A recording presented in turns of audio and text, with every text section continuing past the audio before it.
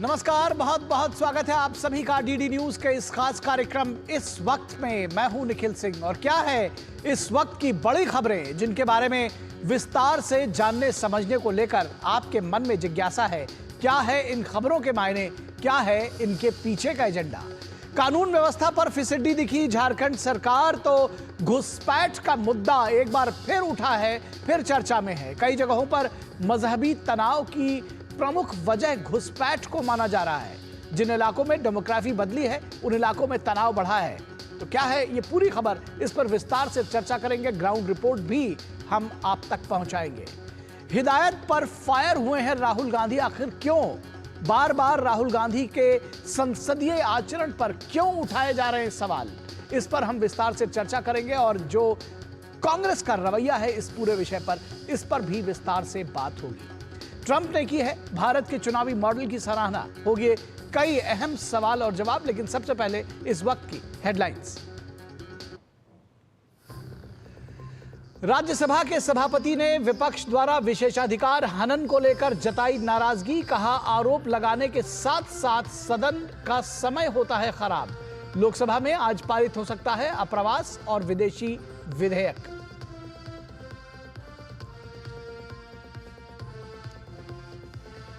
वक्फ bill के खिलाफ तमिलनाडु के सीएम स्टालिन ने विधानसभा में पेश किया प्रस्ताव।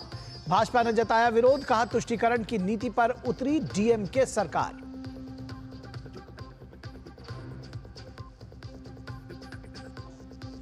झारखंड में बीजेपी नेता अनिल टाइगर की हत्या के विरोध में पार्टी का रांची में चक्का जाम। हेमंत सोरेन सरकार के खिलाफ विरोध प्रदर्शन, कानून व्यवस्था के गिरते स्तर पर उठाए सवाल।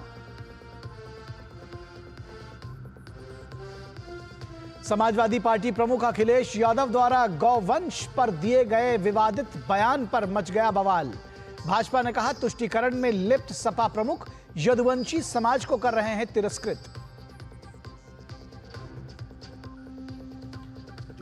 और अमेरिकी राष्ट्रपति डोनाल्ड ट्रंप ने भारतीय चुनाव व्यवस्था की सराहना की। कहा भारतीय चुनाव सुरक्षा प्रणाली चुनाव में से जुड़ी, हम भारत जैसे देशों से इस मामले में पीछे। लोगों ने पूछा सवाल, दुनिया को भारतीय चुनावों की निष्पक्षता पर भरोसा विपक्ष के कुछ नेताओं को कब होगा यकीन।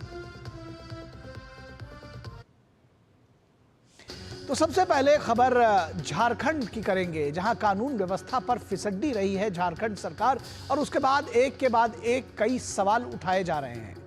बीजेपी ने आज रांची बंद का आह्वान किया है। पूर्व जिला परिषद के सदस्य अनिल टाइगर की हत्या के विरोध में बीजेपी और आजसू पार्टी ने बंद का कॉल किया था, जिसका व्यापक असर देखा जा रहा है। इस बंद को कई संगठनों ने भी समर्थन दिया है। शहर में काफी कम संख्या में वाहन चल रहे हैं और अधिकांश दुकानें बंद हैं। ग्रामीण क्षेत्रों में भी बंद का खासा असर देखा जा रहा है।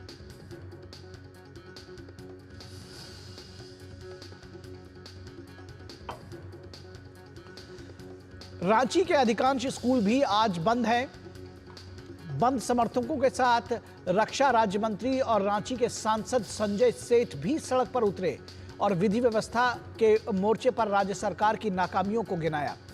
पुलिस ने बीजेपी के कई नेताओं को हिरासत में लिया था। चौकस पुलिस की व्यवस्था थी, लेकिन कानून की बिगड़ी हालत पर बंद एक स्वाभाविक प्रतिक्रिया रही। पिछले दिनों हजारीबाग में रामनवमी के मंगला जुलूस पर पथराव हुआ था और उसको लेकर भी लोगों में काफी आक्रोश रहा। बीजेपी ने रामनवमी के दौरान केंद्रीय बल की मांग की है। मंगलवार को हजारीबाग के झंडा चौक के समीप एक समुदाय विशेष के लोगों ने पथराव किया। इसमें 10 पुलिसकर्मी भी घायल हुए हैं। उपद्रवी तत्वों की अराजकता के खिलाफ लोगों ने काफी नाराजगी जताई है। झारखंड में लगातार बढ़ रही अराजकता का कारण स्थानीय लोग बड़ी तादाद में हुए हैं जो घुसपैठ उसको मानते हैं जिन इलाकों में डेमोग्राफी बदली है। दरअसल उन इलाकों में तनाव बढ़ता हुआ नजर आया है। बीजेपी ने लगातार सोरेन सरकार पर अवैध घुसपैठ और संथाल परगना में डेमोग्राफी को बदलने का आरोप लगाया है। झारखंड हाईकोर्ट ने भी इस ओर राज्य सरकार को कई बार नसीहत दी है। पूर्व मुख्यमंत्री चंपई सोरेन डेमोग्राफी बदलने के सवाल पर संथाल में सड़क पर उतरे हैं। आदिवासी समाज अपनी पहचान बनाने को एकजुट हुआ है। सवाल यह है कि वोट की सियासत में सत्ता पाने के लिए घुसपैठ के आरोप को नकार दिया जाता है, लेकिन समाज में बढ़ रहे इस तनाव की चिंता आखिर कौन करेगा? तो रांची के एसपी राजकुमार मेहता का कहना है कि पुलिस का एक्शन त्वरित गति से चल रहा है। देखिए क्या कुछ कहा उन्होंने। पुलिस की जो एक्शन है वो त्वरित गति से, एक व्यक्ति भागा जिसके प्रति हम लोग जो है कठोरता से कार्रवाई कर रहे हैं, छापेमारी कर रहे हैं। और रही बात कि पुलिस जो है, पुलिस छापेमारी भी कर रही है और पुलिस उसको एक्शन करके दिखा भी रही है। हमारे लिए क्रिमिनल के लिए कोई जगह नहीं है, चाहे हमारे बीजेपी पार्टी हो चाहे झारखंड मुक्ति मोर्चा है। उससे पहले हमारा रांची की जनता की सुरक्षा के लिए जिम्मेदारी हमारी है। और भाजपा नेता चंपई सोरेन ने कहा है कि झारखंड में जंगल राज कायम हो गया है। ये तो अपराधी का राज चल रहा है ना। आज तक कानून बोल के चीज खत्म हुई है, जंगल राज है। लॉ एंड ऑर्डर को यहाँ है ही नहीं है। बीजेपी नेता और केंद्रीय मंत्री संजय सेठ ने क्या कहा, ये आपको सुनाते हैं। न नेता सुरक्षित, न सामाजिक कार्यकर्ता सुरक्षित, न आम आदमी सुरक्षित। क्यों भाई? क्या हालात पैदा कर दिए हैं? क्या जंगल राज 2 हो गया है? हाँ, ये जंगल राज 2 है। जंगल राज 1 देखा 90 में लालू का शासन, अब जंगल राज 2 है। और झारखंड मुक्ति मोर्चा के नेता मनोज पांडे का कहना है कि पुलिस कार्रवाई चल रही है। हमें पुलिस को धन्यवाद देना चाहिए, रांची जिला पुलिस प्रशासन को, जिसने त्वरित कार्रवाई करते हुए गिरफ्तारियां की और मौके पर से एक अभियुक्त को पकड़ा गया, साथ में 1-2 और गिरफ्तारियां हुई और मुझे लगता है इस कांड का उद्भेदन बहुत जल्द कर लिया जाएगा। कोई भी मास्टरमाइंड उसके पीछे हो, कोई भी सफेद पोस्ट चेहरा हो, वो सब सामने आ जाएगा। और इस पूरी खबर पर बातचीत करने के लिए हमारे साथ हमारे संवाददाता रांची से गौरव जुड़े हुए हैं और इसके साथ ही साथ विनोद मिश्रा जी हमारे साथ जुड़े हुए हैं रांची से। गौरव से सबसे पहले हम अपडेट्स लेंगे। गौरव, क्या कुछ अपडेट्स है वहां पर, किस तरह से चल रहा है ये बीजेपी और आजसू का बंद और किस तरह से पब्लिक पार्टिसिपेशन आप इसमें देख पा रहे हैं?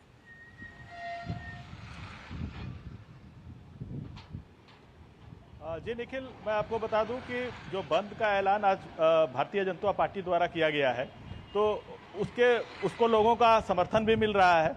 जहां तक शहरी क्षेत्रों की बात करें तो शहरी क्षेत्रों में बंद का असर कुछ कम दिख रहा है, लेकिन ग्रामीण क्षेत्रों में बंद का व्यापक असर है। इसका भी एक कारण है कि जो टाइगर जो थे, अनिल टाइगर, वो महतो समुदाय से आते थे और महतो समुदाय की जितनी जनसंख्या है वो रांची के आसपास के क्षेत्रों में रहती है, तो इसलिए उनका विरोध वहां कुछ ज्यादा ही दिख रहा है। और सुबह सड़कों पर भी काफी लोगों का उबाल दिखा। व्यापारियों ने बंद को समर्थन देते हुए अपनी दुकानें भी बंद रखी। जी जी जी जी जी जी फिलहाल तो आपका यह कहना है कि ग्रामीण क्षेत्रों में ये इसका असर ज़्यादा देखा जा रहा है और शहरी क्षेत्रों में तो उसका असर दिख ही रहा है, लेकिन ग्रामीण क्षेत्रों में उसका असर व्यापक तौर पर देखा जा रहा है। आप हमारे साथ बने रहिए। विनोद मिश्रा हमारे साथ जुड़े हुए। विनोद जी, आपको ये लगता है कि ये जो सारा प्रकरण है एक बीजेपी नेता की हत्या तक ही सीमित नहीं है, बल्कि इसके पीछे जो डेमोग्राफी का चेंज, जो जिस परगना संथाल परगना में कहा जा रहा है कि लगातार एक के बाद एक, चुनावों में भी ये मुद्दा रहा है, लेकिन दरअसल अब ये मुद्दा आदिवासियों के बीच उनके जिसको कहते हैं कि उनके दिलों तक उतर रहा है ये, और शायद उसकी वजह है ये कि जो ये स्वतः स्फूर्त इस तरह के जो आंदोलन सामने आ रहे हैं। देखिए, ये इकबाल का सवाल है। सीधे मैं इकबाल का सवाल इसलिए कह रहा हूँ कि झारखंड में अभी इन दिनों जो हो रहा है वो सीधे सीधे वहाँ जो क्रिमिनल्स हैं, वहाँ जिस तरह की चीज़ें हो रही है जो दिख रहा है, वो सीधे हेमंत सोरेन की बात, संजय सेठ के बात को आप आरोप कह सकते हैं कि जंगल राज पार्ट 2, लेकिन जो स्थिति बनी है वो तो किसी राज्य के लिए कम से कम ठीक नहीं कहा जा सकता। क्योंकि आप ये देखिए, अनिल महतो टाइगर जो बीजेपी के एक युवा नेता और बहुत ही पॉपुलर नेता वहाँ के माने जाते हैं, अब दिन दहाड़े एक बाइक सवार 2 बंदा आता है और उनको गोली मार के चला जाता है। ये दुस्साहस करना ये सीधे बताता है कि वहाँ पे वो खौफ नहीं है कम से कम क्रिमिनल के दिमाग में कि इसकी क्या कार्रवाई हो सकती है, और मार के वो चला जाता है। पुलिस की कार्रवाई में वो कह रहे हैं कि हमने एक को गिरफ्तार किया है, वो शायद वो बदले की कार्रवाई भी बता रहे हैं। जो भी पुलिस का अपना दावा है और जो भी आरोप हो वो सामने में आएगा। लेकिन सीधे सवाल तो ये उठता है कि आप ये देखिए कि हजारीबाग में जैसे ही रामनवमी का कोई जुलूस की बात होती है कि वो सीधे वहाँ दंगा एक खबर बनती ही बनती है। ऐसा क्यों होता है भाई? हर साल आप ये देखिए रामनवमी का जुलूस पूरे हजारीबाग में, बिहार में अगर आप 2-4 जगह का नाम लीजिए, पुराने बिहार की बात मैं कह रहा हूँ, तो हजारीबाग का रामनवमी जुलूस पिछले 50 साल से वहाँ एक परंपरा है। वहाँ के लोग रामनवमी को बड़े धूमधाम से मनाते हैं। और उस हजारीबाग में अगर हर बार, ये पहली बार अगर हुआ हो तो आप कह सकते हैं कि एक एक्सीडेंट है। तो एक साजिश के तहत जैसे ही अब रामनवमी का वहाँ मंगला जुलूस का आयोजन हुआ और उस जुलूस पे जैसे वो एक मस्जिद के सामने से जुलूस निकलता है, पथराव शुरू हो जाता है। तर्क दिया जाता है कि वो डीजे बज रहा था। कि कौन सा आप ये बना रहे हैं व्यवस्था कि कोई एक तर्क दे दे और पत्थर मारना शुरू कर दे। 10 से ज्यादा पुलिसकर्मी घायल हैं। तो अगर वहां ये सेंसिटिव है और वहां इसे जुलूस निकलने पे हर बार पथराव होता है तो पुलिस की व्यवस्था क्यों नहीं थी? ये इतने सवाल हैं जिसका जवाब झारखंड मुक्ति मोर्चा की सरकार और महागठबंधन की सरकार के पास नहीं है। आप एक तरह से एक तुष्टीकरण में आप एक मनोबल बढ़ा रहे हैं। तो ये जो सवाल है कि जहां जहां डेमोग्राफी बदली है वहां हिंदू के पर्व त्योहार मनाना मुश्किल हो गया है क्या झारखंड में? अभी गिरिडीह में होली के समय में इतना बड़ा दंगा हो गया था। तो सवाल ये है कि आपको जो समाज में तनाव दे रहे हैं उसके पीछे वजह आपकी घुसपैठ है और उसके पीछे वजह तुष्टीकरण है। ठीक है गौरव पुष्कर, आपसे एक बात संक्षेप में समझना चाहेंगे कि डेमोग्राफी चेंज को लेकर के बहुत सारी बातें की जा रही, जो संथाल परगना में जो आम आदिवासी हैं उनमें क्या रिएक्शन है इसको लेकर के?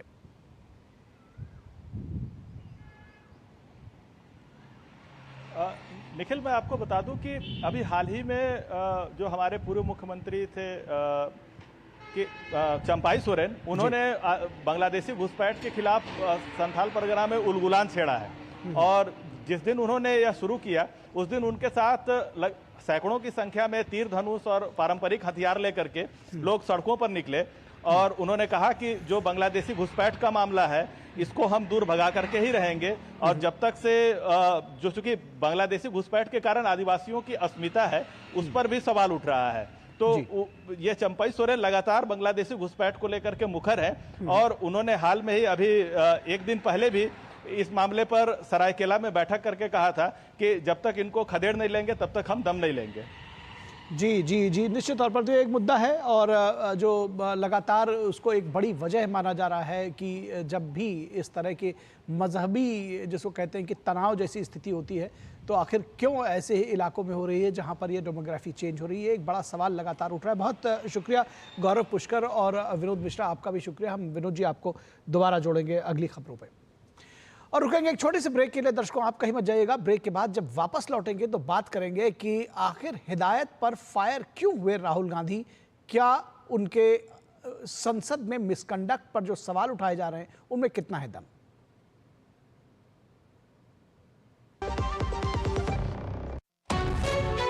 विभाग अनेक, कंप्लेंट बॉक्स 1। किसी भी सरकारी दफ्तर, विभाग या बैंक से जुड़ी शिकायत के लिए pgportal.gov.in पर जाएं, रजिस्टर करें, संबंधित विभाग चुनें, शिकायत दर्ज करें और ट्रैकिंग आईडी नोट करें।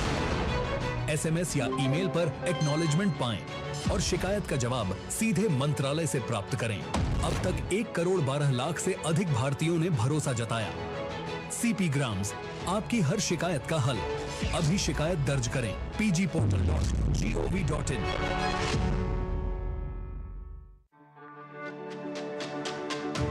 मेरी पसंद, मेरी पसंद, मेरी पसंद, मेरी पसंद,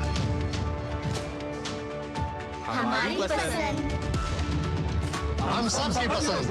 मजबूत देश का मजबूत सरिया हो गया स्टील। जो लक्ष्य चुना था समझ आने लगा है। जीएलए यूनिवर्सिटी, उच्च लक्ष्य की निश्चित प्राप्ति। और हिदायत पर फायर राहुल गांधी। दरअसल ये खबर आज सभी के जहन में है कि आखिर ऐसा क्या हुआ है जिसको लेकर राहुल गांधी इतने फायर हैं और क्यों उनके ऊपर बार बार इस तरह के सवाल उठाने पड़ते हैं। देश के स्वायत्त और लोकतांत्रिक संस्थाओं को कटघरे में खड़ा करने की राहुल गांधी की पुरानी आदत है, लेकिन लोकसभा में सीधे स्पीकर पर आरोप लगाकर उन्होंने अपनी एक नई रणनीति का खुलासा किया है। लोकसभा में विपक्ष के नेता राहुल गांधी ने स्पीकर पर बड़ा आरोप लगाते हुए कहा कि उन्हें बोलने से रोका जा रहा है। पहले माइक बंद करने का आरोप लगाते थे, अब कह रहे हैं कि मैं जब भी खड़ा होता हूं तो मुझे बोलने नहीं दिया जाता है। खबर है कि लोकसभा अध्यक्ष ओम बिरला ने जब सदन में सांसदों के आचरण को लेकर नसीहत दी थी, दरअसल राहुल गांधी के सदस्यों के साथ आचरण को लेकर नाराजगी जाहिर की थी। राहुल गांधी ने सदन में न बोलने देने का आरोप लगाकर सीधे स्पीकर को कटघरे में खड़ा करने की कोशिश की। खबर यह है कि राहुल के आरोप को पुख्ता करने के लिए कांग्रेस सांसद अध्यक्ष से भी मिलने गए। लोकसभा अध्यक्ष ओम बिरला ने कहा कि आपने सदन की मर्यादा और शालीनता के उच्च मानदंडों को बनाए रखने की आपसे अपेक्षा की जाती है, लेकिन मेरी जानकारी में सदन में ऐसा नहीं देखा गया। इस सदन में पिता, पुत्री, मां, बेटी सदस्य रहे हैं। प्रतिपक्ष के नेता से तो विशेष रूप से गुड कंडक्ट की अपेक्षा रखी जाती है। 5 बार के सांसद राहुल गांधी के आचरण को लेकर यह सवाल पहले भी उठे हैं। 2018 में अविश्वास प्रस्ताव पर चर्चा के दौरान पूरा सदन स्तब्ध रह गया था, जब राहुल गांधी अपना भाषण खत्म करके सीधे पीएम मोदी के पास पहुंचे और उन्हें गले से लगा दिया। तब भी कई सांसदों ने तीखी प्रतिक्रिया देते हुए कहा था कि लोकसभा झप्पी पप्पी वाली जगह नहीं है। तब भी लोकसभा अध्यक्ष ने उन्हें आचरण की नसीहत दी थी। राहुल गांधी के आंख मारने और फ्लाइंग किस को लेकर सदन में काफी हंगामा हो चुका है। लोकसभा में अविश्वास प्रस्ताव पर भाषण देकर सदन से बाहर चले गए। स्मृति ईरानी ने जब उनके आचरण पर सवाल उठाया था और महिला विरोधी इसको बताया था। एक बहस के दौरान राहुल गांधी ने सीधे पीएम मोदी और रक्षा मंत्री पर आरोप लगाया, लेकिन पास में बैठे एक सांसद को आंख मारी। इस घटना पर भी तीखी प्रतिक्रिया आई थी। सवाल यह है कि लोकतांत्रिक संस्थाओं पर सीधे प्रहार करके राहुल गांधी जो भी संदेश देना चाहते हों, लेकिन संस्थाओं पर आरोप लगाकर निकल जाने से लोकतंत्र में सामंती व्यवस्था के आचरण की याद पुख्ता कर जाते हैं।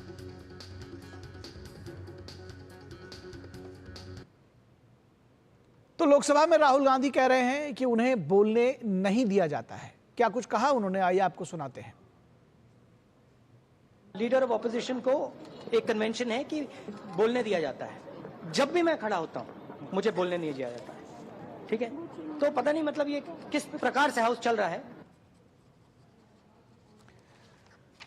और लोकसभा अध्यक्ष ओम बिरला ने कहा कि नेता प्रतिपक्ष को सदन में नियम के अनुसार आचरण करना चाहिए। माननीय सदस्यगण, आप सबसे अपेक्षा की जाती है कि आप सदन में सदन की मर्यादा और शालीनता के उच्च मापदंडों को बनाए रखें।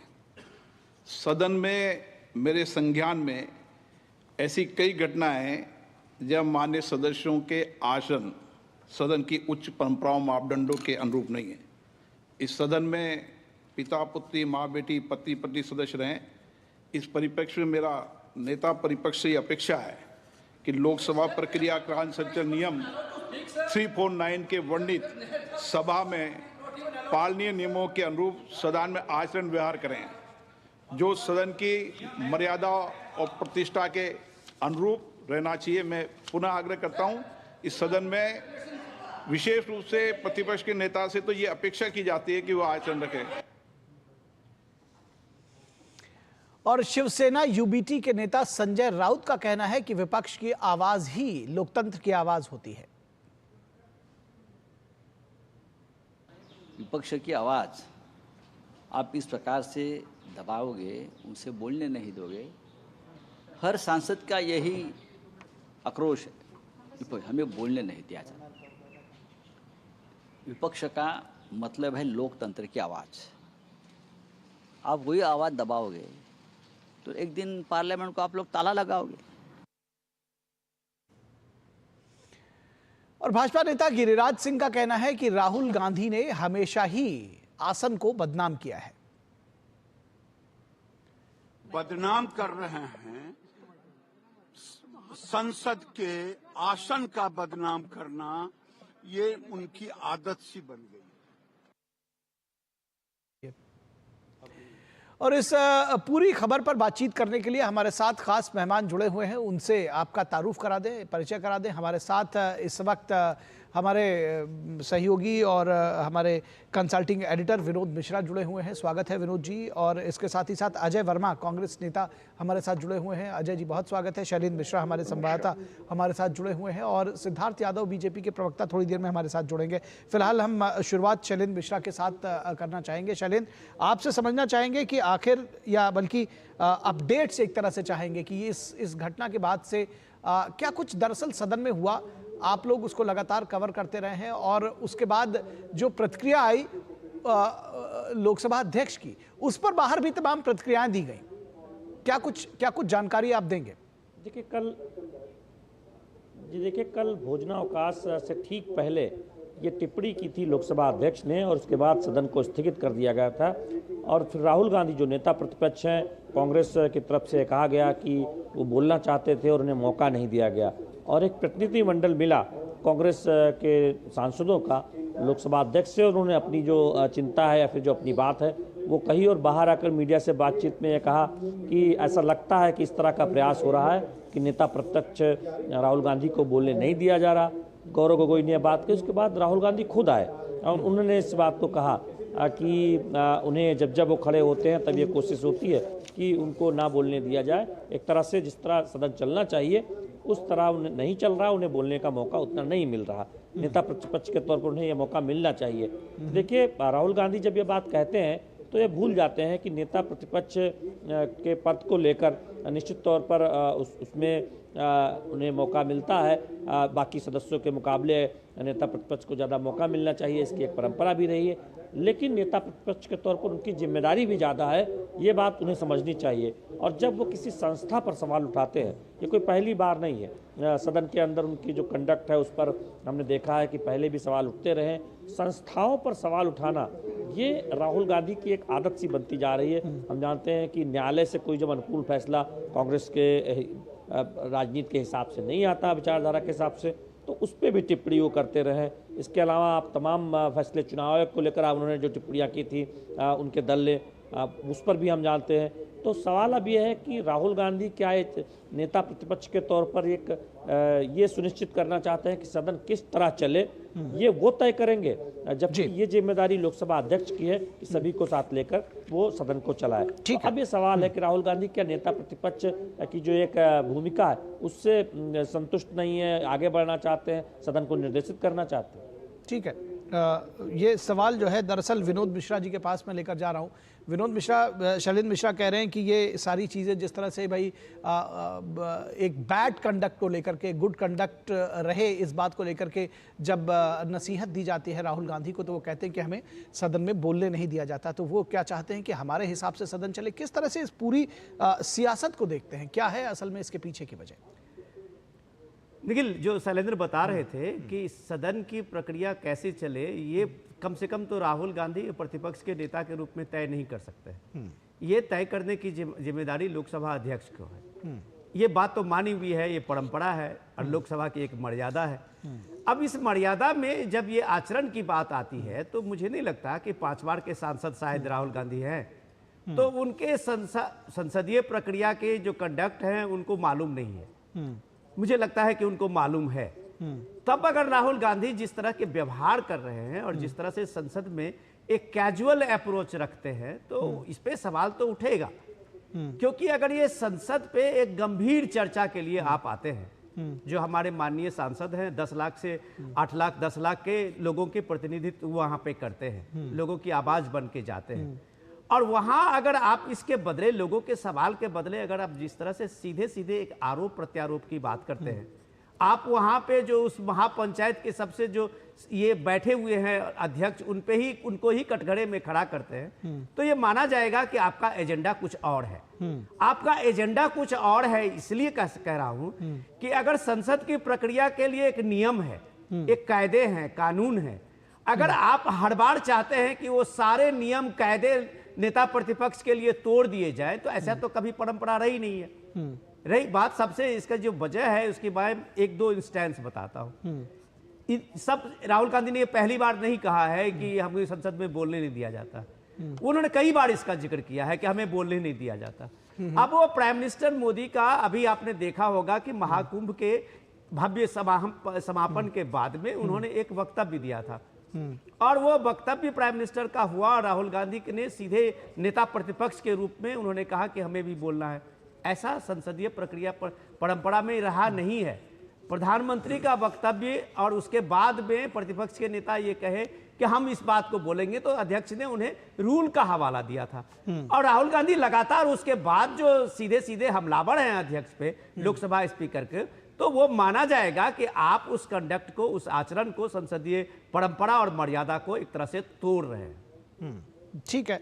अजय वर्मा, बहुत सारे सवाल उठ रहे हैं राहुल गांधी के ऊपर, उम्मीद है कि आप उन सब का जवाब देंगे, लेकिन एक बात मेरे जहन में आती है कि आखिर ऐसा क्यों है कि जो नियम कानून कायदे हैं उनका वो पालन नहीं करना चाहते? क्या सिस्टम से ऊपर है? ऐसा तो है नहीं, या उसके जरिए कोई संदेश देना चाहते हैं? क्योंकि बार बार जब ये कहा जाता है तो नियम कायदे कानून क्या राहुल गांधी के लिए ताक पर रख दिए जाएं?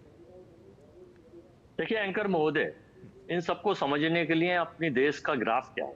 हमारा देश एक लोकतांत्रिक प्रक्रिया में आता है जिसे डेमोक्रेटिक कंट्री इंडिया को बोला जाता है। हमारे यहाँ डिक्टेटरशिप लागू, पहली बात तो ये है।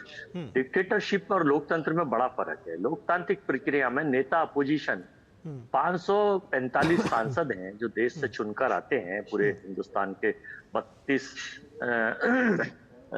करीब 32,85,782 किलोमीटर के एरिया से।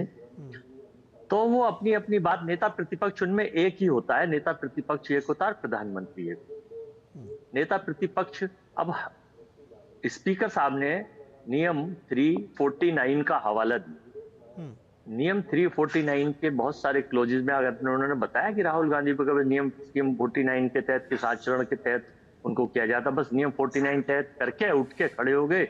जैसे नेता प्रतिपक्ष हमारे नेता राहुल गांधी खड़े हुए, मौका नहीं दिया गया। तो 70 हमारे सांसद संसदीय दल कांग्रेस के, हालांकि अपोजिशन के और लोग भी जाना चाह रहे थे, हम चाह रहे थे कि 200 लोग जाए, लेकिन हमने कहा नहीं, कांग्रेस के लोग जाएंगे। तो कांग्रेस के 70 सांसद एक इसमें गए, अपनी एक डेलीगेशन लेकर अपनी आपत्ति दर्ज करा के आए कि लोकतंत्र में समानता का अधिकार नियमानुसार देना चाहिए, लेकिन एक पार्टी सत्ता पक्ष के लिए सारे नियम आप बना देंगे और विपक्ष के लिए सारे नियम सुना देंगे, बना देंगे और सुना देंगे। इनमें बड़ा फर्क है। लोकतांत्रिक प्रक्रिया में लोकतंत्र के तरीके से कंट्री को भी नहीं, तो जब नियम, दरअसल सवाल तो यही उठता है, सवाल तो यही उठता है अजय जी कि जब नियम जो बनाए गए हैं, जैसे अभी एक उदाहरण दिया कि कुंभ पर प्रधानमंत्री ने एक वक्तव्य जारी किया, एक वक्तव्य दिया, उसके बाद राहुल गांधी उठकर खड़े हो गए कि हम भी बोलेंगे। तो ऐसा तो कहीं होता नहीं, उन्होंने नियम बता दिया कि भाई इस नियम के तहत ही बोलेंगे ना। ऐसा तो है नहीं कि आप जब भी उठकर खड़े हो जाएंगे, कुछ भी बोलना चाहेंगे, किसी के ऊपर बोलना चाहेंगे तो हमेशा बोलेंगे। सदन में देखिए, सबसे बड़ी पंचायत में राहुल जी ने अपनी कोई बात रखी तो स्पीकर का दायित्व मतलब यह है कि वो बराबरी के तौर पर सबको समझाए। उन्होंने समझा दिया, उसके बाद राहुल गांधी बोले तो नहीं। अब कुंभ पे है, मेरी भी एक इच्छा है, लेकिन प्रधानमंत्री और सूबे के मुख्यमंत्री है, आप भी जवाब नहीं देते। नहीं तो बोले नहीं, तो इन्हीं चीजों में तो कह रहे हैं कि हमें बोलने नहीं दिया जा रहा है। निखिल, मैं अजय जी को थोड़ा सा मैं 10 सेकंड कर लें। जी सर। 15,000 एकड़ यानी 15 किलोमीटर, यानी 4,000 एकड़ 15 किलोमीटर, 12 किलोमीटर में, मैं योगी साहब का इंटरव्यू भी, स्टेटमेंट भी और पढ़ के, और आप खोल के देखिए कि पूरा प्रयागराज 54 किलोमीटर में बसा हुआ और 15 किलोमीटर में, 12 किलोमीटर में कुंभ था। आप कहते हैं हमें आस्था पर, सनातन पर कोई दिक्कत नहीं है, हम भी कुंभ नहा के आए, हम भी प्रयागराज गए, सारी चीजें नहीं, सनातन है। प्रॉब्लम यह है कि जब सरकार सरेआम झूठ बोलती है और आंकड़ों की बात नहीं करती है। आप मुझे बताइए, 45 दिनों में उस 12 किलोमीटर के एरिया में 66 करोड़ लोग, एआई की गिनती से तो आप 66 करोड़ क्या 120 करोड़ और भी बता सकते हैं, लेकिन एक एआई का भी फंक्शन होता है। अजय जी, आप मुद्दे को भटका रहे हैं। अजय जी, यहाँ पर मैं समझ नहीं पा रहा, समझने की कोशिश कर रहा हूं। आपको मैं सिंपल, आपने बहुत नियम की बात कही है। और एक मिनट सर, माफी के साथ मैं कहता हूँ बीजेपी के प्रवक्ता नहीं है अभी। एक मिनट सर, मैं आपको आपका जवाब सुनिए सर। सर एक मिनट, सर एक मिनट सर, मैं एक मिनट आपको फिर आप ही बोलेंगे, आप ही के लिए मंच है। चलिए सुन लीजिए अजय जी, सुन लीजिए, आप ही के लिए इसके बाद जवाब दे लीजिएगा। मैं सिर्फ आपको, आपने जिस नियम की बात कही है, अरे सर मैं आपने जो नियम की बात कही है। अच्छा विनोद जी शांत हो जाइए। चलिए आप ही अपनी बात कह लीजिए, लेकिन मैं एक चीज इसमें एक राइटर जोड़ दूं कि दरअसल अभी हम कुंभ पे चर्चा करने के लिए नहीं आए हैं कि वहां कितने लोग आए कितने नहीं आए, आंकड़ों की बात कंडक्ट की हो रही थी। तो मैं उम्मीद करता हूं कि जल्दी अपनी बात आप समाप्त करेंगे। क्वेश्चन पर करा तो मैंने क्वेश्चन का जवाब क्वेश्चन था, मैं 10 सेकंड फाइनल कर रहा हूं, फिर मैं आदरणीय विनोद जी को ही सुनूंगा। कोई भी दिक्कत नहीं है मुझे।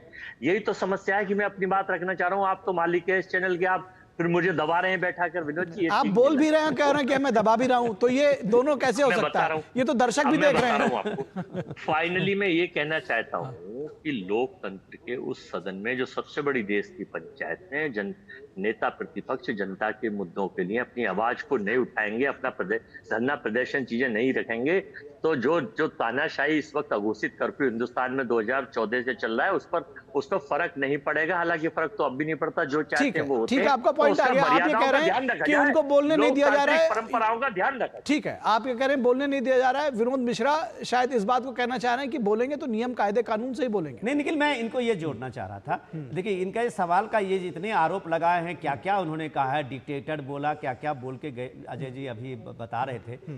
मुझे नहीं लगता है कि उनके डिक्शनरी में इससे भी कोई हार्ड वर्ड रहा होगा, वो सारी चीजें यहाँ रख के हैं। लेकिन बीजेपी प्रवक्ता अभी नहीं है, वो शायद इनका जवाब बेहतर देते हैं। लेकिन मुझे ये बताइए कि आज ये कम से कम गांधी परिवार के साथ में ये सौभाग्य है कि एक परिवार के 3 सांसद वहाँ हैं। राज्यसभा में माँ हैं, लोकसभा में बहन और भाई दोनों हैं। आपका ये घर नहीं है। आप जो जिस बात के आचरण के लिए, कंडक्ट के लिए अभी स्पीकर महोदय ने कहा है, कम से कम अजय जी उसको आप भी देखे होंगे इस विजुअल को चलते हुए। मैं अपने प्रोड्यूसर को बोलूंगा एक विजुअल उसको आपको भी दिखा दे। ये आपका घर नहीं है, ये एक लोकसभा का, एक सदन की एक गरिमा है, परंपरा है। आप जिस तरह से अभिवादन देते हैं अपने घर में, वो आप दे, आप अपनी मर्यादा है आपकी। लेकिन आप सदन में यहाँ पे सांसदों के बीच में आप प्रियंका गांधी को जिस तरह से अभिवादन दे रहे हैं, क्या ये लोकसभा की मर्यादा है?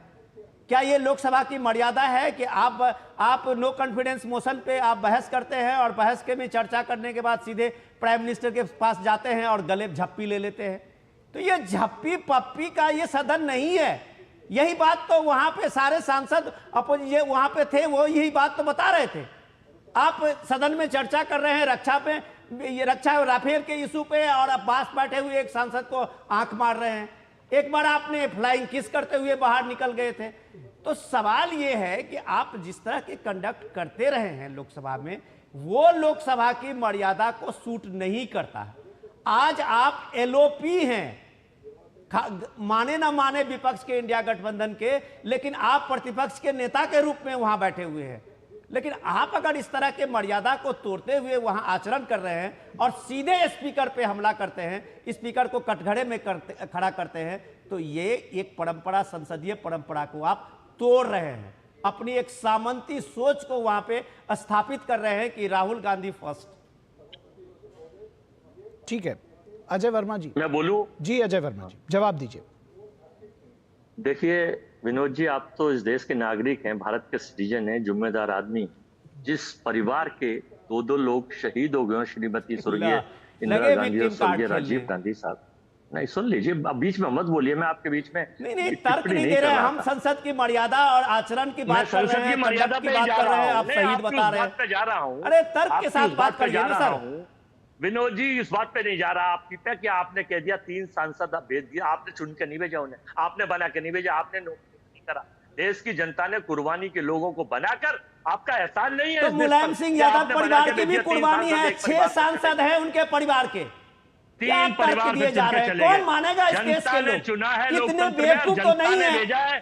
कि कांग्रेस पार्टी को और कोई शहीदों का परिवार याद नहीं है। सुनिए, आप दोनों लोग शांत हो जाइए, आप दोनों लोग शांत हो जाइए, आप दोनों लोग शांत हो परिवार के कौन शहीद हुए हैं? सरकार की तो भरकस कोशिश क्या सर ये तर्क नहीं चलेगा सर? दोनों लोग शांत होइए। अजय वर्मा जी सुनिए, अजय वर्मा जी सुन तो लीजिए, अजय वर्मा जी सुनिए। मजबूत ये नैरेटिव चला चुके हैं, ये पिट चुका है नैरेटिव। कोई मजबूत नैरेटिव लाइए कि राहुल गांधी के अजय वर्मा जी, ये कंडक्ट में किसी के शहीद होने से क्या मतलब है उस कंडक्ट का? गोदी मीडिया और मित्र मीडिया का अब आप गोदी मीडिया अभी आप शहीद बता रहे थे। आप एक बात बताइए अजय जी, शहीद होकर के चुनकर आने से कंडक्ट का क्या लेना देना है? कंडक्ट का क्या लेना देना है चुनकर आने से? मैं कह रहा हूं शहीद हुए, उनके परिवार का देश में योगदान है, इस पर कोई प्रश्न नहीं उठा रहा है। प्रश्न है कंडक्ट पर। आप उसकी बात करिए ना। बात कहा जा रहा है कि जब भी खड़े हो जाएंगे बोलने लगेंगे, ऐसा नहीं है। नहीं, हम माफी भी नहीं है। आजादी में जिनका योगदान नहीं, माफी मांगे शहीदों को। अरे आजादी और शहीद और स्वतंत्रता संग्राम, ये कहां हो रहा है भाई? आज मुद्दा हो रहा है संसद में मिसकंडक्ट का मुद्दा हो रहा है, बोलने देने की बात हो रही है। बात ये हो रही है, आप कह रहे हैं कि राहुल गांधी को बोलने नहीं दिया जा रहा, उस पर ये बात कही जा रही है कि भाई कभी भी खड़े होकर नहीं बोलने लगेंगे, उसके लिए नियम कायदे कानून है। आप इस बात पर तर्क देते चले गए कि वो तो शहीदों के परिवार से आते हम इसमें मना कहां कर रहे हैं? इसका कंडक्ट से क्या लेना देना है? ये है लेना देना कि अगर स्पीकर साहब बड़े सम्मानित पद पे है, स्पीकर हैं, सदन चलाने की जिम्मेदारी उनकी है, खाली मुंह से बात करने से क्या फायदा? उन्हें नोटिस दें और उनको बुलाए, कटघरे में कहे कि साहब का आचरण गलत है। ये क्या तरीका है कि आप उनको बेइज्जत करेंगे केवल बातों के द्वारा? नहीं, ये झप्पी लेना, आंखें मारना, ये आचरण तो सारे देश ने देखा है। इसको आप सही ठहराएंगे क्या? नहीं, आप उनको लिखित में नोटिस देकर सस्पेंड कर दीजिए, जैसे पीछे करा था तो एक दिन में मकान खाली करा दिया था। आप विक्टिम कार्ड खेल सके, 2 दिन की सभा में 2 साल की सजा दिलवा दी थी। आप विक्टिम कार्ड खेल सके, इसलिए मैं तो देखिए, मैं आप लोगों की मजबूरी तो समझता हूँ भैया। आपको नहीं, मेरी कोई मजबूर नहीं, बिल्कुल। हम चाह रहे हैं कि कुछ सही जवाब दें। दरअसल मैं ये जानना चाहता हूँ कि ये जानबूझकर राहुल गांधी ऐसा करते हैं, ये जानबूझकर राहुल गांधी ऐसा करते हैं, या इसके पीछे कोई मंशा है, या वो जानते ही नहीं कि दरअसल सदन में आचरण कैसे किया जाता है? हम तो ये समझना चाह रहे हैं, हमारी कोई मजबूरी नहीं। उनको सदन के सारे आचरणों की पता है। कोई बात अपनी उठाकर रखना चाहते हैं तो इस तरह से अपनी बात रखने के लिए जब राहुल जी खड़े हुए तो स्पीकर साहब उठ के क्यों चले गए थे? उनको कहा है कि कोई बात है कि नहीं है तो बताते तो सही, उनकी तो सुनते। हमें तो इसी की चर्चा राहुल जी ने करी है। हमें बोलने नहीं दिया जाता। शैलेंद्र मिश्रा, आपसे जानना चाहेंगे, इस तरह के जो मिसकंडक्ट या बैड कंडक्ट के तमाम उदाहरण आप लोग चूंकि पार्लियामेंट में रिपोर्टिंग करते रहे हैं, इस तरह के बैड कंडक्ट पर पहले भी केवल राहुल गांधी को नहीं, मतलब अक्रॉस पार्टी लाइंस इस पर कदम उठाया जाता रहा है, नसीहत दी जाती रही है, नोटिसेस पहले भी दिए जाते रहेंगे। क्या जानकारी देंगे आप? देखिए निखिल, देखिए संसदीय राजनीति में ऐसा कोई मौका मुझे याद नहीं आता, या फिर अगर इतिहास भी उठाकर देख लें, जब नेता प्रतिपक्ष को इस तरह की नसीहत लोकसभा अध्यक्ष के द्वारा दी जानी पड़ी है। तो ये अपने आप में दिखाता है कि राहुल गांधी को एक आत्मचिंतन करने की ज़रूरत है कि नेता प्रतिपक्ष के पद पर वो रहकर क्या वो इस तरह की कोई हरकत कर रहे हैं या व्यवहार कर रहे हैं जो सदन के उच्च परंपरा या गरिमा के अनुकूल नहीं है। ये बात आती है सामने जब लोकसभा अध्यक्ष ने बात कही है। दूसरी बात यह है कि राहुल गांधी नेता प्रतिपक्ष हैं, उनके अपने अधिकार हैं, जरूर जब वो कोई बात रखना चाहते हैं तो सदन में उनको बोलने का अधिकार है, लेकिन जब वो खड़े हो जाएं, जब वो चाहें, जिस तरह से चाहें, जितनी देर चाहें, ये कोई अधिकार नहीं है कि आप जब भी चाहें, जब कोई मंत्री बयान देता है लोकसभा में, ना कोई परंपरा है ना कोई नियम है कि उस पर सफाई मांगी जा सके। तब महाकुंभ पर अगर प्रधानमंत्री कोई वक्तव्य देते हैं तो उस पर आप खड़े होकर क्यों बोलना चाहते हैं या फिर सवाल क्यों पूछना चाहते हैं? इसकी कोई परंपरा, किसी मंत्री के बयान के बाद लोकसभा में सवाल पूछने की कोई परंपरा नहीं है, कोई प्रावधान नहीं है, कोई नियम नहीं है। फिर ये आप इस तरह से जिद करते हैं और जब ऐसा मौका नहीं मिलता तो आपकी पार्टी हंगामा करती है, और हमने देखा कि लोकसभा में हंगामा हुआ। तो फिर क्या आप लोकसभा किस तरह चले ये निर्देशित करना चाहते हैं? ये आप तय नहीं करेंगे, ये लोकसभा अध्यक्ष तय करेंगे सत्ता और विपक्ष के साझेदारी भागीदारी से। ठीक है। यहाँ पर सवाल उठता है कि राहुल गांधी की मंशा क्या है, क्या वो दबाव की राजनीति कर रहे हैं? ठीक है, ये सवाल शैलेश मिश्रा ने उठाया कि दरअसल इसके पीछे, जो मैं बार बार कह रहा था कि इसके पीछे की मंशा क्या है, विनोद जी कैसे देखते हैं? वो दबाव की राजनीति, सामंती सोच की जो बात आप कह रहे हैं वो हो सकती है, मैं नहीं जानता, लेकिन कम से कम दबाव की राजनीति तो करना ही चाहते हैं। निखिल, मैं आपको याद दिला दूं कि अभी थोड़े दिन पहले प्राइम मिनिस्टर मोदी ने कहा था कि एलिगेशन और क्रिटिसिज्म में फर्क क्या है। आप एक एलिगेशन लगाते हैं और जब आप क्रिटिसाइज करते हैं तो दोनों के बीच में आपको क्रिटिसाइज करने के लिए आपके पास में एक पुख्ता और एक ठोस सबूत, ठोस रिसर्च चाहिए। आप जब सरकार पे विपक्ष के नेता हैं, पूरे देश उनकी तरफ देख रहा है। आप जब सदन में होते हैं तो देश को एक तरह से ये भान होता है, देश में सारे विपक्ष के ही क्यों अजय जी कहेंगे, सारे लोगों का होता है कि विपक्ष के आज नेता हैं वो कुछ ठोस चीज लेके आएंगे और सदन में आज सरकार को घेरेंगे। क्या हमने इतने वर्षों में कभी देखा राहुल गांधी ने किसी ठोस चीज को लेके एक रिसर्च के साथ में एक क्रिटिसिज्म को उस रूप में लाए थे? आप सिर्फ एलिगेशन लगाते हैं, और एलिगेशन ऐसा कि आप न्यायपालिका पर भी एलिगेशन लगाते हैं, सुप्रीम कोर्ट के साथ चलते चलते आप इलेक्शन कमीशन ऑफ इंडिया पे भी एलिगेशन लगाते हैं, सरकार पे भी लगाते हैं, सदन पे भी लगाते हैं। कौन ऐसी संस्था है जिसको आपने एलिज नहीं किया, एलिगेशन नहीं लगाया? क्या आपने कभी इन संस्थाओं के खिलाफ में कोई ठोस सबूत दिया है? क्या आप आज जो स्पीकर को आप कटघरे में खड़ा कर रहे हैं, आपने स्पीकर के खिलाफ में, आपने स्पीकर से कभी मुलाकात की है कि भाई किस मुद्दे पे उनको इस तरह से कंडक्ट की बात आप कह रहे हैं? आप नहीं करेंगे। ये सामंती सोच है।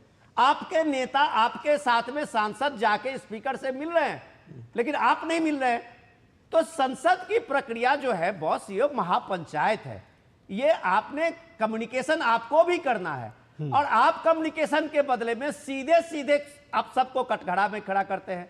आप प्राइम मिनिस्टर को कटघरे में खड़ा कीजिए, ये आपका अधिकार है, लोकतांत्रिक अधिकार है, लेकिन आप जब एक स्पीकर को कटघरे में करते हैं तो ये एक अतिरेक माना जाता है। ये अजय जी के सामने में मैं सवाल कर रहा हूं कि अजय जी, लोकतांत्रिक संस्थाएं की अपनी एक मर्यादा होती है और राहुल गांधी उस मर्यादा को तोड़ नहीं रहे हैं। ठीक है, आप क्या इस बात आरोप लगाने की आदत हो गई है। कुल मिलाकर ये कहा जा रहा है संवैधानिक संस्थाओं पर बार बार आरोप लगाते रहे, अब पीठ पर, आसन पर आरोप लगाना है। देखिए, अडानी के मुद्दे पर संसद में बार बार कहा गया, लेकिन जब आपकी भी आंखें विनोद जी जब खुली, जब अमेरिका के कोर्ट ने 2200 करोड़ रुपए के मामले में उनके वारंट इशू कर दिए, वो राहुल गांधी का प्रोपोगंडा नहीं था, वो बात करना चाहते थे, लेकिन सदन में प्रधानमंत्री अडानी के मुद्दे पर नहीं बोले। आखिर क्या हो रहा है उन दोनों के साथ? और हमेशा चुनाव आयोग के ऊपर इसलिए सवाल उठाए गए कि हरियाणा में और महाराष्ट्र में वोटों का जो समीकरण आया था उस पर अब चुनाव आयोग निर्णय करना चाह रहा है, और जो बात हमने कही थी वो प्रूव कर दिया है चुनाव आयोग ने कि हम अब ये कंबाइंड करेंगे और कैसे करेंगे। तरीका दूसरा है। तीसरा, हमेशा हमने ये जब कहा कि इस देश में चुनाव की पारदर्शिता होनी चाहिए, तो चुनाव आयोग को जब हमने 1600 हमने शिकायत दी हरियाणा के मामले में, लेकिन चुनाव आयोग ने उल्टा अपोजिशन को 1600 पेज का एक लिखित में जवाब और भेज दिया राजीव कुमार साहब के टाइम में। तो सबको पता है कि क्वेश्चन उठाने के बाद भी क्या होता है, लोकतंत्र में धरना, प्रदर्शन, अपनी बात को रखना, अपनी चीजों को रखना, ये सिंबॉलिक ऑफ द लोकतंत्र, डेमोक्रेसी है। और अपोजिशन ये भी नहीं करेगा तो फिर तो हमें इस देश से अपोजिशन बंद कर देना चाहिए और यहाँ डिक्टेटरशिप लागू देना चाहिए। अजय जी, नहीं तो सवाल एक मिनट में, अजय जी, आपने तो चुनाव आयोग पे इतने बड़े बड़े आरोप लगा के राहुल गांधी का, एक मिनट सर, मैं बस इतना ही कहना चाहूंगा सर, आप एक मिनट सर, आपको मैं जस्ट एक उदाहरण दे रहा हूँ, सर, आप माफी चाहिए। मेरा उदाहरण अरे सर, मैं माफी चाहता हूँ आपसे, आपको मैं एक उदाहरण दे रहा हूँ। चुनाव हुए 5 महीने हो गए। चलिए अजय जी ले लीजिए, इस बार आप ही सुन लीजिए उदाहरण। चुनाव हुए 5 महीने हो गए और भूपेंद्र हुड्डा अभी वहां एलओपी बनेंगे, इसके तय आला कमान से नहीं हुआ है। आपके पार्टी ने अभी तक कोई समीक्षा नहीं की कि वहां पे हरियाणा में हार की वजह क्या रही है, क्योंकि उनको डर है कि समीक्षा करेंगे तो किसी न किसी को जिम्मेदारी लेनी पड़ेगी। आपको सबसे आसान चुनाव आयोग लगता है और आपने सारे हार का ठिकरा चुनाव आयोग पे फोड़ दिया।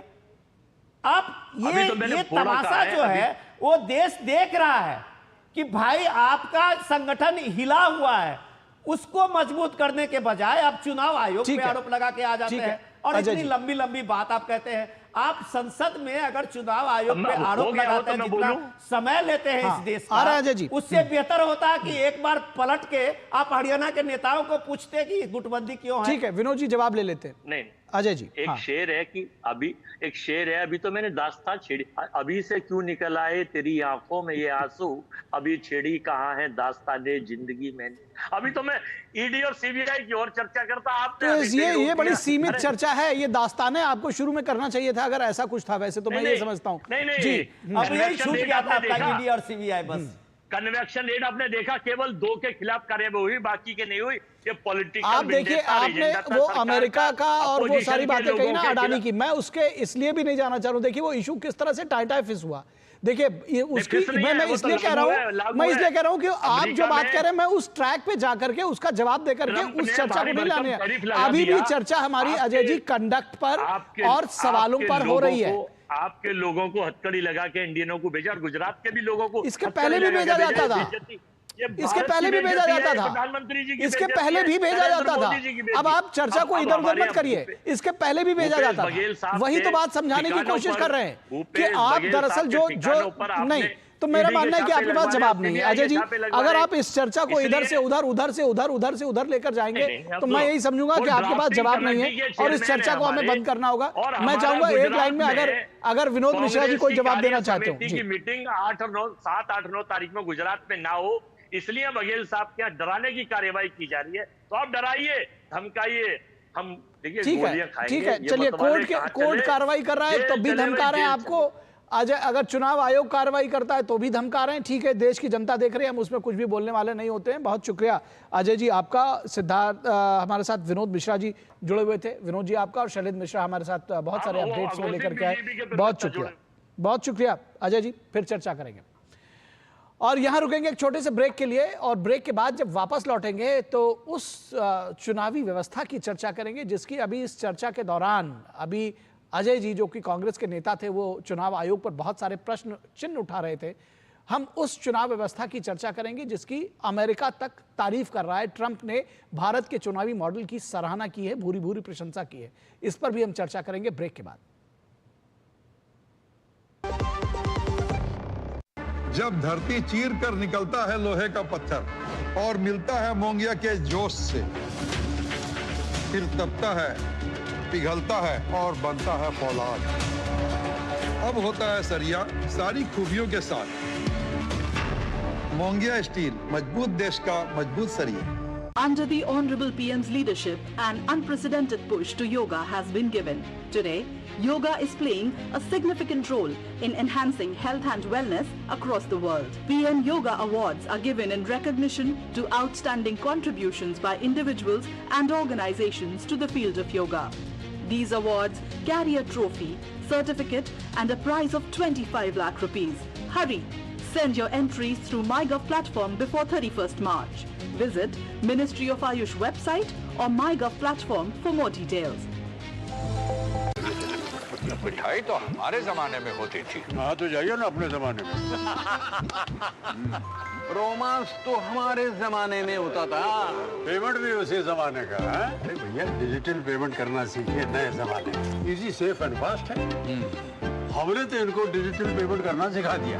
आपने ये सेल्फी लेते हैं, ये हमारे जमाने का है। आरबीआई कहता है कि डिजिटल पेमेंट अपनाओ, औरों को भी सिखाओ।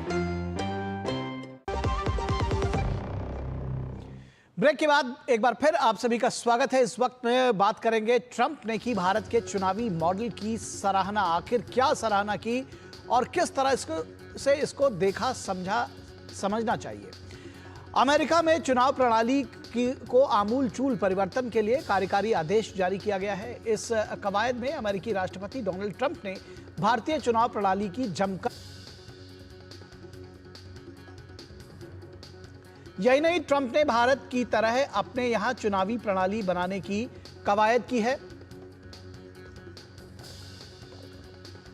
और इसके लिए एक आदेश भी दिया है। ट्रंप ने साफ शब्दों में कहा है कि चुनाव सुरक्षा प्रणाली में हम भारत जैसे देशों से पीछे हैं। ट्रंप ने संबंधित मसले पर अपने कार्यकारी आदेश में भारत और ब्राजील का उदाहरण दिया। उन्होंने कहा कि दोनों देश मतदाता पहचान को बायोमेट्रिक डेटाबेस से जोड़ रहे हैं, जबकि अमेरिका नागरिकता के लिए स्वसत्यापन पर निर्भर है। ट्रंप के कार्यकारी आदेश में कहा गया है कि स्वशासन की अग्रणी व्यवस्था के बावजूद अमेरिका अभी तक दोनों देशों द्वारा उपयोग किए जाने वाले बुनियादी और आवश्यक चुनावी सुरक्षा को लागू करने में विफल रहा है। गौरतलब है कि चुनाव आयोग ने भी, भारतीय चुनाव आयोग की बात हो रही है, उन्होंने 18 मार्च को कहा था कि देश में मतदाता पहचान पत्र को आधार से जोड़ने का काम किया जाएगा। इससे फर्जी मतदाताओं की पहचान हो सकेगी और फर्जी मतदान पर नकेल कसी जा सकेगी। इस तरह के अभ्यास के लिए उसके विशेषज्ञों और भारतीय विशिष्ट पहचान प्राधिकरण यानी UIDAI के बीच तकनीकी परामर्श शुरू होगा। अमेरिकी राष्ट्रपति की ओर से भारतीय चुनाव प्रणाली की सराहना के बाद सवाल उठता है कि दुनिया की आधुनिकतम तकनीक और प्रणाली को जानने अपनाने वाले विकसित देश भी हमारे चुनावी सुधारों के महत्व को पहचानते हैं।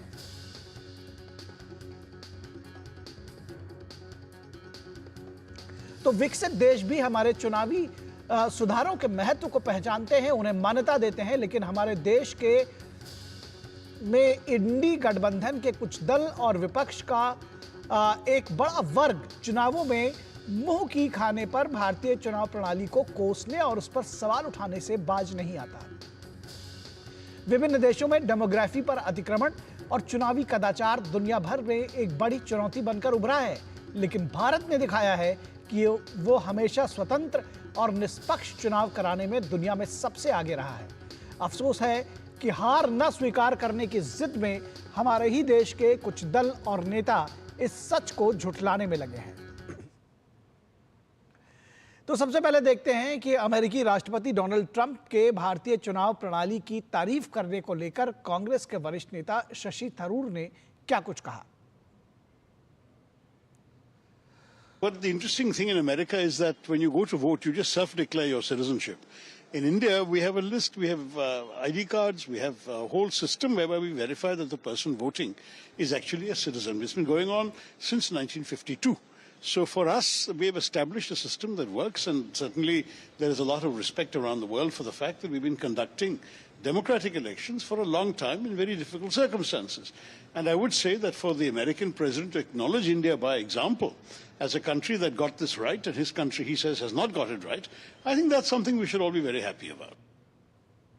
तो शशि थरूर ने प्रसन्नता जाहिर की। उन्होंने कहा कि ये जिस तरह से हिंदुस्तान को क्रेडिट दिया गया है, इस पर सब पर हम सबको खुशी जाहिर करनी चाहिए। भाजपा प्रवक्ता शहजाद पूनावाला का कहना है कि अमेरिकी राष्ट्रपति भारत की चुनाव प्रणाली की तारीफ कर रहे हैं, जबकि हमारे देश के कुछ लोग और कुछ नेता, बल्कि उन्होंने शब्द जो इस्तेमाल किया वो कहा कि नवाब भारत की संस्थाओं को बदनाम कर रहे हैं। क्या कुछ कहा उन्होंने, आइए आपको सुनाते हैं।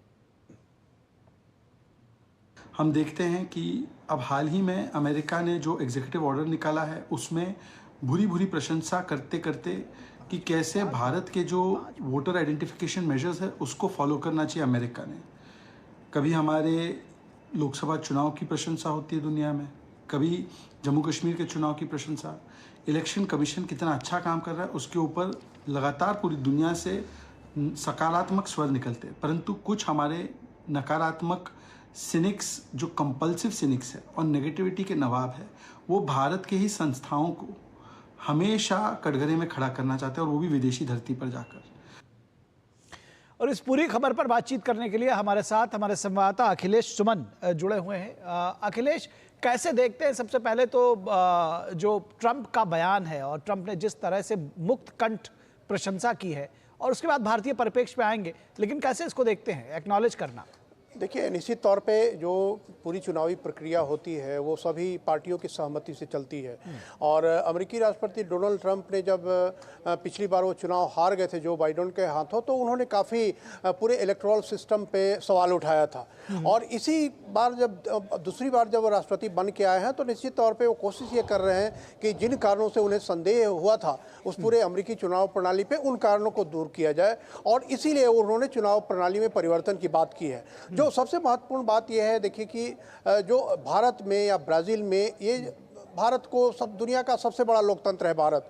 अमेरिका को माना जाता है कि दुनिया का सबसे पुराना आधुनिक लोकतंत्र है। तो इस दोनों के बीच में एक दूसरे से सीखने की प्रक्रिया चल रही है। मुझे लगता है कि डोनाल्ड ट्रंप भारत की प्रक्रियाओं से सीख रहे हैं। ब्राजील भी कह सकते हैं कि ग्लोबल साउथ का ही देश है, उसको भी चुनाव प्रणाली है, उससे भी डोनाल्ड ट्रंप सीखने की कोशिश कर रहे हैं। अमेरिका में प्रॉब्लम यह है कि अमेरिका में कई बार जो है फेडरल लॉ सारे स्टेट्स पे लागू नहीं होते। सारे स्टेट्स अपने अपने हिसाब से चुनाव के नियम चलाते हैं, जबकि भारत में एकल प्रणाली है। चुनाव का जो भी नियम है वो पूरे सारे प्रदेश में लागू होता है। इसलिए भारत में इलिटरेट से लेके जो पढ़े लिखे लोग हैं सभी लोग चुनाव में जाते हैं। बड़ी संख्या इलिटरेट की भी होती है। इसलिए ऐसा एक चुनाव प्रणाली भारत में बनाया गया है जिसमें कि सभी लोगों को सहूलियत हो। इसीलिए चुनाव में पहले पर्चियां देने की व्यवस्था थी, उसके बाद फिर वोटर आइडेंटिटी कार्ड आया, उसके बाद फिर आपको 6-7 तरीके के आइडेंटिफिकेशन कार्ड हैं जो कि चुनाव में आप बूथ पे लेके जा सकते हैं। तो इसलिए भारत की प्रणाली, चुनाव प्रणाली लगातार पुख्ता होती जा रही। ईवीएम भी आया तो ईवीएम को भी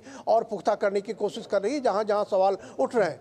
अब अमेरिका में भी इन सवालों का उठना लाजमी हो गया है, जब खुद सत्ताधारी दल रिपब्लिकन पार्टी ही सवाल उठा रही है। तो डोनाल्ड ट्रंप के इस प्रयास से निश्चित तौर पर वहाँ की जो विपक्षी पार्टियां हैं, डेमोक्रेटिक है जो पार्टी है, उसके अंदर से कुछ सवाल उठने खड़े शुरू हो गए हैं कि जिस तरह की परंपरा अमेरिका के चुनाव में रही उस परंपरा को तोड़ने की प्रयास कर रहे हैं डोनाल्ड ट्रंप। लेकिन सवाल यह है कि अब चुनाव प्रणाली कोई भी इतनी पुख्ता जरूर होनी चाहिए कि जिसमें यह पता चले कि जो हमारा सिटीजन है, जो एलिजिबल वोटर है, वही चुनाव में भाग ले रहा है।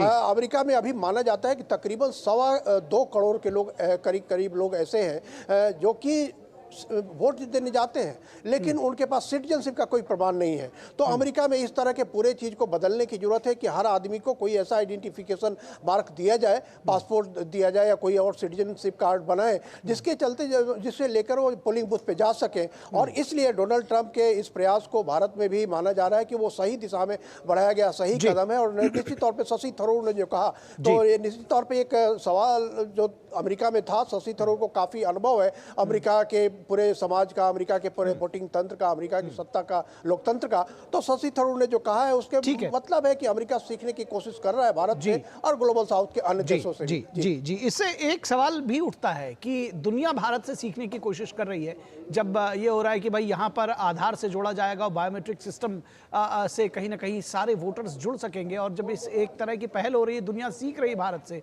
हमारे ही देश में तमाम ऐसे नेता हैं जो इस पर प्रश्न चिन्ह उठा रहे हैं। अब आपको लगता है कि ऐसे लोगों के मुंह बंद हो सकेंगे?